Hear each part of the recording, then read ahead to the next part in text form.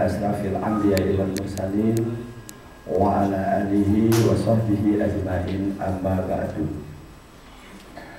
Pertama-tama izinkanlah saya memanjatkan puja dan puji syukur kehadirat Allah Subhanahu wa Ta'ala yang telah memberikan nikmat berupa iman, Islam, kesehatan, sehingga kita dapat berkumpul pada pagi hari ini dalam kerangka melaksanakan tugas pembelajaran ilmu ya bersama-sama ya. Dan secara resmi saya akan memulai pembelajaran ini dengan mengucapkan Bismillahirrahmanirrahim ya. Jadi kita itu mengikuti para ulama salaf, ulama-ulama kita terdahulu. Selalu saja dia itu mengawali tulisannya dalam kitab-kitabnya dengan Bismillahirrahmanirrahim. Jadi kita juga memulai dengan Bismillahirrahmanirrahim. Ada 3 hal dalam hal ini ya. Yang pertama, iqtidaan bi kitabillah al-aziz, dalam kerangka mengikuti kitab-kitab Allah yang selalu diawali dengan Bismillahirrahmanirrahim, kecuali surat Taha. Jadi pendekatnya itu Bismillah. Yang kedua, kita ambil berkahnya dalam kerangka mengikuti baginda Nabi besar Muhammad SAW, ketika beliau bersurat pada pembesar-pembesar agama pada saat itu, selalu saja mengawali surat-suratnya itu dengan Bismillahirrahmanirrahim. Dan begitu juga Nabi Allah yang lain, semisalnya Nabi Sulaiman yang termaktub di dalam Al-Quran, tatkala beliau itu berkirim surat kepada Ratu Saba pada saat itu, di dalam Al-Quran dituliskan innahu min Sulaiman innahu bismillah. Jadi ada berkahnya kita itu mengawalinya dengan bismillah sunnahnya itu. Ya kalau mbak-mbaknya mau SMS juga boleh ya. Kalau mau SMS masnya bismillah dulu lah. Gitu ya. Ambil berkahnya seperti Nabi Sulaiman gitu ya. Baik Bapak Ibu, apa yang kita akan pelajari pada pagi hari ini ya. Mungkin jenengan sedoyo telah melihat ya, jenengan sedoyo telah melihat bukunya itu ada Wikipedia, ada e-book ya, ada SWF, ada alkohol gitu ya. Yang saya informasikan alkohol yang kita akan gunakan nanti, wah senang sekali di sini kayaknya cepat akses internetnya itu. Kita akan mencobanya dengan alkohol free edition 52% itu, lebih stabil dia ketimbang 120%. Kalau 120% yang stabil itu versinya trial, jadi ada series ya. Kita pakai yang gratisan aja, jadi install. Tapi ada syaratnya ya, online. Kebetulan di sini ada online, jadi saya akan mengajak Bapak Ibu menggunakan yang gratisan saja. Baik Bapak Ibu, saya akan memulai ya. Saya akan memulai pembelajaran ini. Kenapa ensiklopedia? Ya, kenapa ensiklopedia? Ensiklopedia ini adalah software atau aplikasinya Pinter Wong Deso ya. Ini memang sengaja dirancang, ini memang sengaja dibikinkan untuk dipakai di desa, bukan untuk di kota. Kenapa demikian? Karena kesemua daripada aplikasi ini tidak membutuhkan koneksi internet untuk menjalankannya, walaupun ini isinya itu adalah internet ya. Kenapa di sini itu kita menggunakan eksplorasi ya? Kenapa kita itu menggunakan pencarian di dalam sebuah pembelajaran ini? Nah, sekarang mari kita lihat RPP yang kita gunakan. Berawal daripada silabi atau silabus yang kita kenal dengan KTSP, KTSB 2006. Kenapa demikian? Karena yang menjadi acuan kita adalah Permendiknas nomor 52 tahun 2006. Makanya disebut dengan KTSB 2006. Tentang apa? Tentang standar isi. Ya. Bagaimana pelaksanaannya? Nah, pelaksanaan yang paling keren untuk saat ini biasanya yang terbaru kemarin itu RPP karakter, yang sebelumnya diawali oleh RPP berbasis kontekstual. Kenapa kontekstual? Karena keinginan daripada pemerintah, apa-apa yang kita bicarakan di sekolah, apa-apa yang kita suguhkan di sekolah, konteks itu artinya berkenaan dengan habit daripada siswa. Makanya disebut dengan kontekstual. Tapi ingat, ada 3 langkah yang harus dilalui di dalam penulisan sebuah RPP berbasis kontekstual. Semisalnya, ada kata eksplorasi di sana itu, ada kata elaborasi di sana itu, ada kata konfirmasi. Nah, sekarang yang menjadi pertanyaan, apakah itu apa yang disebut dengan eksplorasi, apa yang disebut dengan elaborasi, model konfirmasi apa yang diharapkan oleh RPP berbasis kontekstual. Nah, kalau memang seperti itu, apakah semua RPP atau apakah semua bidang studi bisa ditulis dalam bentuk kontekstual?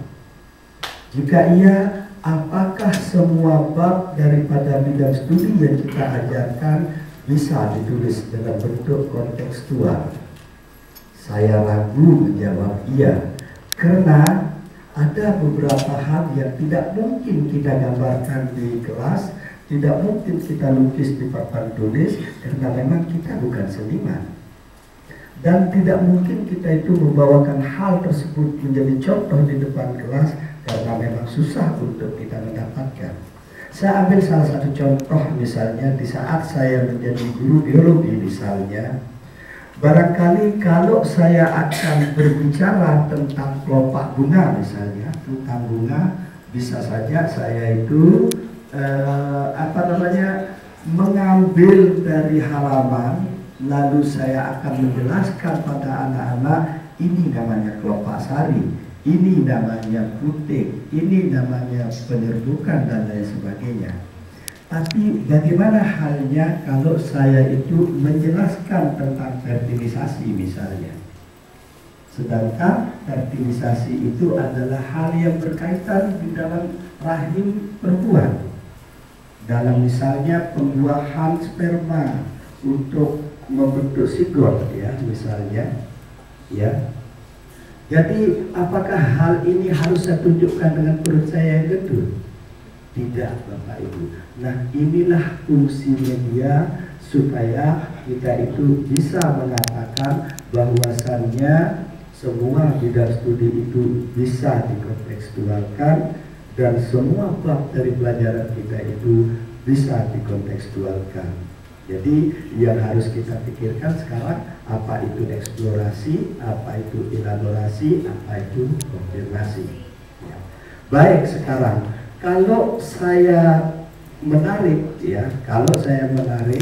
dari definisi yang diinginkan oleh Sikdisnas tentang eksplorasi, kalau kita itu mengacu pada buku teks misalnya, maka eksplorasi itu artinya dari berbagai sumber, ya, dari berbagai sumber, sehingga ada batasan yang diberikan oleh Sikdisnas dalam mendefinisikan daripada eksplorasi ini. Jika yang kita maksud adalah buku materi pokok,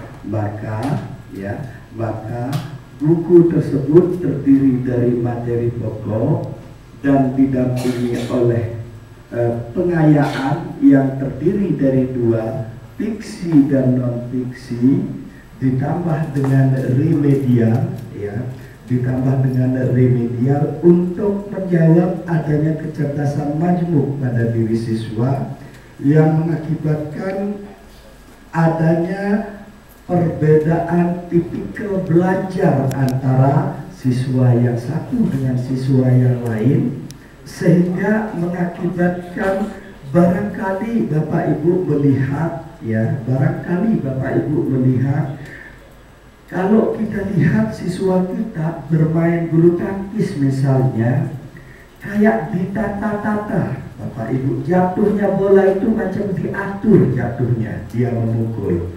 Tetapi kita bangga, tetapi di saat kita itu menanyakan definisi, di saat kita itu menanyakan ukuran gawang bola aja tidak tahu. Itulah kecerdasan majemuk. Barangkali pola pikir aturannya guru memiliki 3 pegangan. Karena apa? Setiap bab itu ada bab tertentu yang jenengan dapat, misalkan matematika, ya. Di saat berbicara integral ESIS, karangan ESIS pada semester 1 kelas 12 itu detail sekali. Detail sekali, dengan rumus-rumusnya itu detail sekali menguraikan rumus-rumusnya. Tetapi di saat kita pegang karangan ESIS di kelas 2 berbicara tentang statistik, saya tidak suka menggunakannya. Kurang suka. Ada buku yang lebih lain, lebih detail mengkhususkan diri mempelajari tentang statistik itu. Sehingga saya kadang memerlukan referensi lain untuk informasi. Dalam hal ini guru tidak lagi menjadi sentral daripada komunikasi, tetapi guru mendampingi siswa untuk mencapai tujuan atau target ketuntasan yang telah ditulis di dalam indikator masing-masing. Itulah SKKD itu, dan indikator itu selanjutnya kita sebut sebagai standar isi. Itu yang dinilai di dalam ketuntasannya. Makanya tidak heran kita itu di saat kita itu ada pengawal yang ditanyakan pertama perangkat mengajar, ya, perangkat mengajar, ya. Baik Bapak Ibu, kaitannya dengan apa kaitannya dengan kedatangan kita ini atau berkumpulnya hari ini kita untuk menjawab memungkinkan di madrasah itu melakukan eksplorasi, memungkinkan Bapak Guru itu memenuhi kata elaborasi, dan memungkinkan Bapak itu menerapkan kontekstual di dalam madrasah. Barangkali yang paling tepat untuk kita itu bahas pada saat ini adalah bagaimana kita itu akan menerapkan pembelajaran model kooperatif berbasis masalah, misalnya untuk menerapkan media ini. Baik Bapak Ibu, ya, baik Bapak Ibu, di aplikasi jenengan, ya, di aplikasi jenengan bisa terjadi. Nah, setelah itu gimana kooperatifnya? Kooperatifnya itu misalnya kita itu berbasis masalah, kan ada media. Jadi dia dilepaskan masalah, dia bisa bereksplorasi, ya, bereksplorasi, menanyakan untuk mendapatkan referensi terbanyak, ya, bisa dari ensiklopedia, bukunya sudah disediakan, bukan satu lagi, ya, bukan satu lagi. Bukunya misalnya bahasa Indonesia ada karangan ini, ada karangan ini, jangan bisa masukkan lagi bukunya supaya referensinya itu cukup, ya, supaya kita itu jangan menulis eksplorasi, metode eksplorasi dengan ini ESIS dan eksplorasi katanya. Buku yang dikasihkan siswa cuman buku paket, atuk kata orang Jakarta itu. Saking tidak maunya sebut satu, atuk katanya. Jadi cuma buku paket itu doang.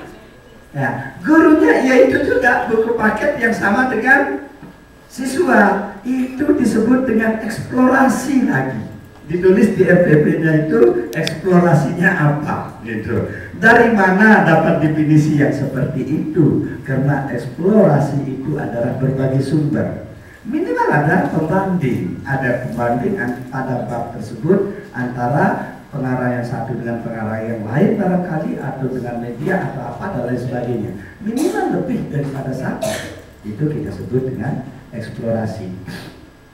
Baik, bagaimana memenuhi, bagaimana bereksplorasi dengan Wikipedianya. Caranya, jika Bapak Ibu pertama kali untuk melakukan indeks, ya, pertama kali buka di sini di sekolahnya nanti, itu dia itu akan melakukan indexing. Jawab aja yes. Jawab. Ya, gitu. Jadi bebas berbahasa Indonesia. Untuk yang akan dipakai di sekolah, ya, untuk yang akan dipakai di sekolah, coba di di desktopnya, kalau kita klik kanan, lalu kita klik properties, ya, properties, find target, maka kan ketahuan itu folder yang kita gunakan kan ketahuan, betul nggak? Betul ya, ketahuan ya. Coba yang satu garing ini yang akan dimundurkan. Yang ini semuanya itu di-copy dalam satu folder, jalan sudah itu. Yang itu, rootnya yang ini, kan ada bin, ada group, ada data, ada komponen, default, solder. Nah itu aja di-copy ke dalam satu folder atau ke dalam flash disk, tancapkan di Windows XP boleh, Windows Vista boleh, Windows 7 boleh, colok yang itu aja dengan plastik, jalan itu. Nah, karena apa? Saya tahu Bapak Ibu itu dari pesantren barangkali dulu belum diajarkan install. Nggak perlu install. Kalau memang perlu install, berarti saya datang untuk merepotkan Bapak Ibu. Pakai kunci lagi, password lagi, nggak perlu. Saya sudah ridho untuk dipakai dan diajarkan oleh orang lain lagi. Dengan ilmu ini tidak ada kunci, lakukan hal yang sama, bikin pelatihan lagi. Sesuatu yang terdefinisi dengan jelas kalau tidak memiliki batasan yang jelas. Contoh sekarang, saat saya melakukan seleksi untuk dibina adik-adik saya, anak-anak saya di sekolah, ya, saya biasanya itu membina matematika, Bapak Ibu. Kebetulan dipaksa sama kepala sekolah itu, tidak setia saya itu. Jurusan saya ekonomi koperasi, tetapi ngajarnya itu matematika kalau di sekolah, Bapak Ibu ya. Kalau di luar